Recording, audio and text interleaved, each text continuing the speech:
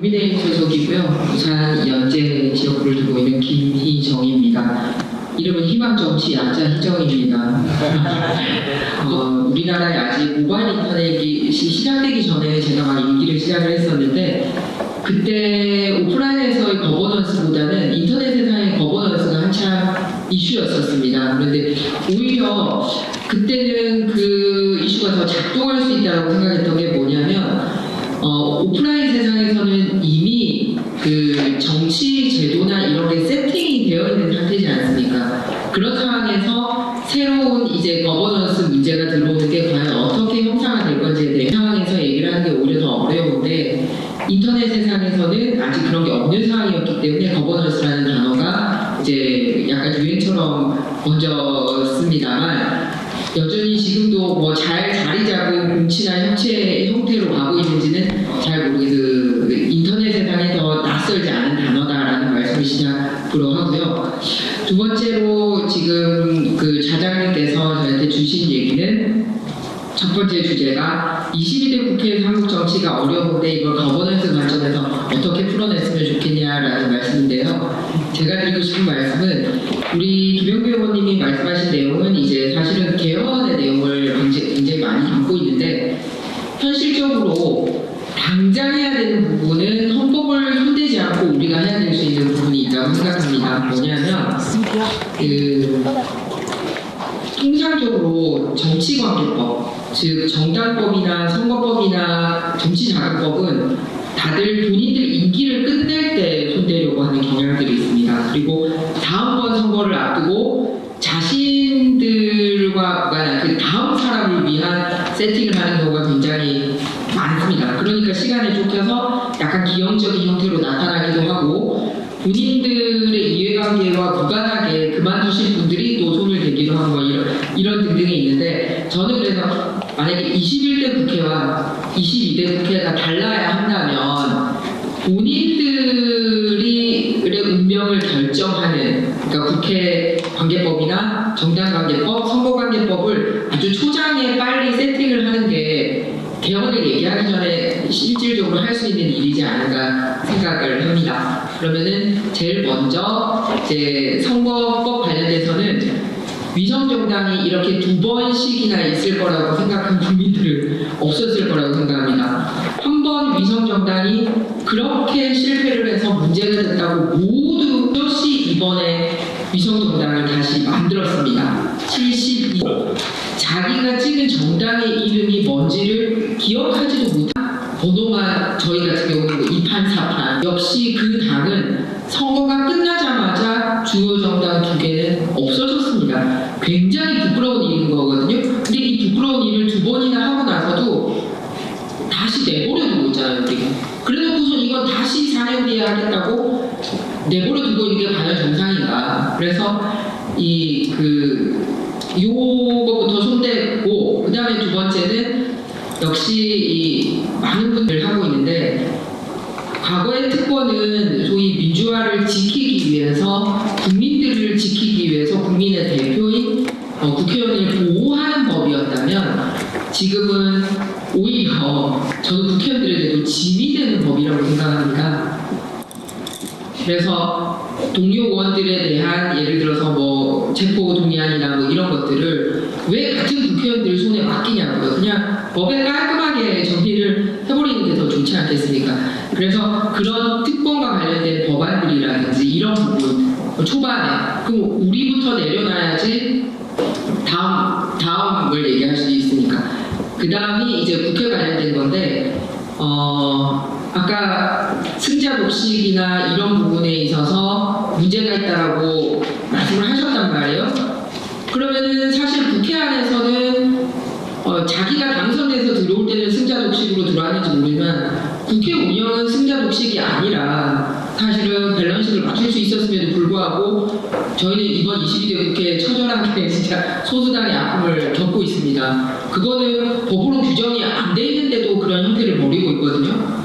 그러니까 이제는 더 이상 그러면 관례에 따를 수 없다면 이 부분도 그러면 철저하게 이제 몇 프로 지지를 받고 왔느냐, 또는 의석수에 따라서 상임위 배율 부분이라든지, 또는 의장과 부의장이 지금 룰이 세팅이 돼 있듯이 나머지 상임위원장에 대한 세팅도 이렇게 정확하게 명시하는 게 어떠냐. 그래서 저 같은 경우는 법안을 냈습니다. 국회 운영위원회 같은 경우는 그 당의 크기와 상관없이 어쨌든 여당이 맞는 게 좋을 것 같다. 그러면 또 다른 의견이 있으시면 내시면 되잖아요.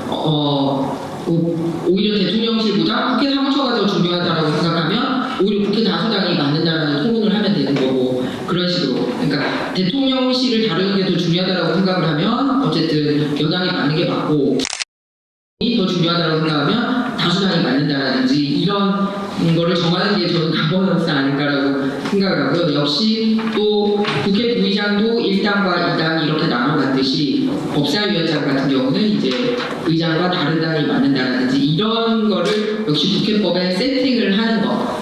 그리고 또 하나는 구절로 정하기는 못하지만 제가 겪는 일들이 있어요. 이런 거버넌스는 법으로 정할 수 없는 거지만 국회가 겪는 것들이 뭐냐면 협치나 공치가 필요한 부분인데, 아마 우리 김영규 의원님도 그 재선 중에서는 연배가 어떻게 되면 평균보다 아래시죠? 재선 의원들 중에 그럴 거예요. 그죠? 이런 거 있잖아요. 여성가족위원장은 다 여자가 많은 걸로 의뢰인만 이렇게 세팅하는 우리 분위기. 그 다음에 당선돼서 들어올 때는 저희가 득표가 같으면 연령을 우대하는 분위기가 있습니다. 그런데 국회 안에서 똑같은 자리를 놓고 할 때도 그냥 예를 들어서 재선들끼리 돌아가면서 할 때는 당연히 나이 순서대로 하고요. 삼선들끼리 돌아가면서 할 때도 당연히 나이 순서대로 하고 이런 분위기들이 있어요. 그러면은 방금 제가 앞서 말한 거는 오히려 법으로 세팅이 됐으면 하는 부분이고, 뒷부분에 있어서는 이거 이외에 다른 거버넌스가 없는지 생각해 볼 수 없을까? 이런 생각이 들었어요. 예를 들어서 국회 오기 전까지의 정문서 부분은 없는지, 오히려 역순으로 하는 건 어떤지, 예를 들면 이런 등등. 근데 그런 데 대한 토론 자체가 없어요. 그냥 일방적으로 나이 순서대로 줄 서 이런 분위기가 있어서, 저 같은 경우는 이번에 상임위원장에 아예 저희 그냥 나이 순서 몇 개 저희 여당이 오지도 않았지만 그냥 나이 순서 1번부터 6번까지 가고, 여자들은 여성가족위원장이나 하는 분위기인데, 근데 저희 당만 그런 게 아니라 상대당도 그랬다 그러더라고요. 그쪽 여성가족위원장 정하고 할 때. 그리고 오히려 남자 한 번 갔다가 왜 이걸 남자가 하냐고 곧바로 이렇게 내려앉히고 했다는 이런 일들을 들었습니다. 그래서 제가 이런 말씀을 드리는 게 뭐냐면, 결국은 바깥 세상하고의 거버넌스를 얘기하기 전에 우리가 안에서 우리의 운명과 관련된 그런 협치와 공치를 하는 부분에 있어서 가장 먼저 제가 방금 말씀드린 정당 국회관계법 먼저 정리했으면 하고, 그리고 관행으로 이루어지는 부분에 있어서도 그 관행이 한 가지 포인트만 있는 게 아니라 다양한 주장들을 할 수 있는 토론이 여야 간에 같이 있었으면 좋겠다라는 생각을 저 국회에 8년 만에 돌아와서 한 달 동안 느낀 점입니다. 그리고 또 하나는 뭐냐면 신뢰성이 회복되지 않으면 어떤 제도나 소위 미래학도 통하지 않는 곳이 우리 사회인데, 특히 정치권이 그런 것 같습니다. 그래서 그런 신뢰를 보여줄 수 있는 부분에 있어서 제가 말한 국회 안에서의 신뢰 무너진 것 말고 오랜만에 국회에서 돌아와서 느낀 것 중에 두 번째가, 국회와 여기 잠시만 언론인이 있으세요? 여기 취재하러 들어와요. 아무도 없죠. 예. 언론과 우리 이제 국회 취재진들과 언론 간의 소위 이 좋은 정치를 만들어내는 거버넌스가 무너진 거를 아주 눈에 띄게 느꼈어요. 예전에는 국회의원이나 국회 보좌진도 어떤 사람이 거꾸로 어떤 사람이 우리를 취재하고 있는지와, 그리고 여당 담당인지 야당 담당인지 어떤 언론사를 대표하고 있는지에 대한 게 명확했고요. 그 다음에 또 그러다 보니 소위 엠바고라고 해야 되나? 그래서 여야 간에 우리가 이런 합의를 했는데 국민들에게는 이런 거를 알리는 시점이 지금 지금보다는 조금 있다가 이렇게 알리는 게 좋겠습니다. 하지만 지금 우리는 이렇게 설명을 합니다라고 얘기를 하면은 언론은 미리 기사를 쓰고 또 그 내부에다 알려줄 수 있는 시간을 가지지만 기사화되는 시점은 소위 가장 국민들에게 좋은 시점, 또 정치권에게도 서로 이해할 수 있는 시점에 이런 걸 맞춰서 취재가 되는 걸 볼 수 있었거든요. 근데 그것도 무너져 있더라고요. 그러니까 국회 안에서 굉장히 중요 플레이어 중에 하나가 이제 취재진입니다.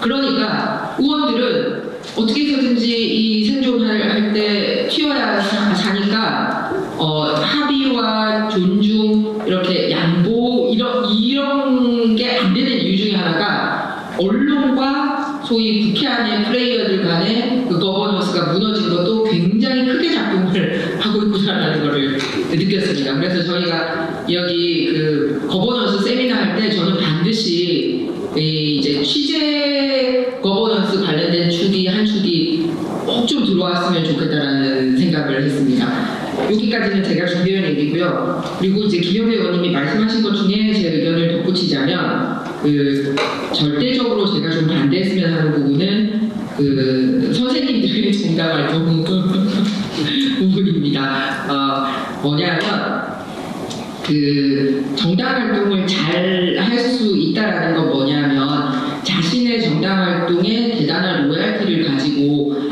이게 너무 좋기 때문에 사람들에게 더 많이 알리고자 하는 게 사실은 본인이 가진 생각이거든요. 그런데 정당 활동을 더 잘하게 되면 본인은 이게 굉장히 옳다고 생각을 해서 이렇게 좋은 거를 내 이제 그 학생들에게 가르쳐 주고 싶다라고 그분 입장에서는 그렇게 생각을 할지 모르지만 실제 상황은 그게 아니라 그러니까 모든 거를 다 열어놓고 알려줄 수 있는 게 굉장히 중요하다고 저는 생각을 합니다. 그러면 외국이랑 우리랑 다르지 않냐라고 얘기를 하는데 저는 독일에 2년 동안 있다 왔거든요. 독일 같은 경우는 지방 하위 공무원들도 정당 활동을 할 수 있게 하는 분위기고요. 어릴 때부터 그런 활동을 함에도 불구하고 자신의 업무랑 연관시키지 않는 연습을 대단히 오랫동안 해왔기 때문에 그게 가능합니다. 그런데 우리나라는 앞서 저에게 첫 번째 주제를 이렇게 던져준 이유가 정치적 양극화가 굉장히 심하다라고 전제를 하고 있는 마당에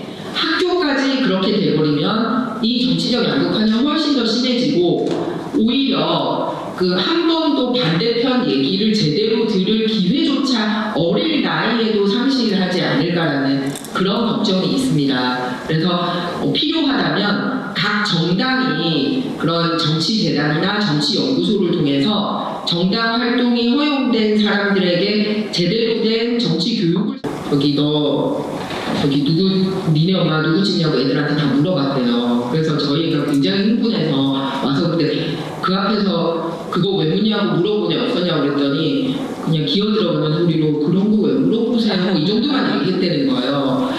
그런데 내가 문제 삼을까 그랬더니 저희 애가 뭐라냐면 엄마 그럼에도 불구하고 너무 잘 가르쳐요 라고 얘기를 하는 거예요.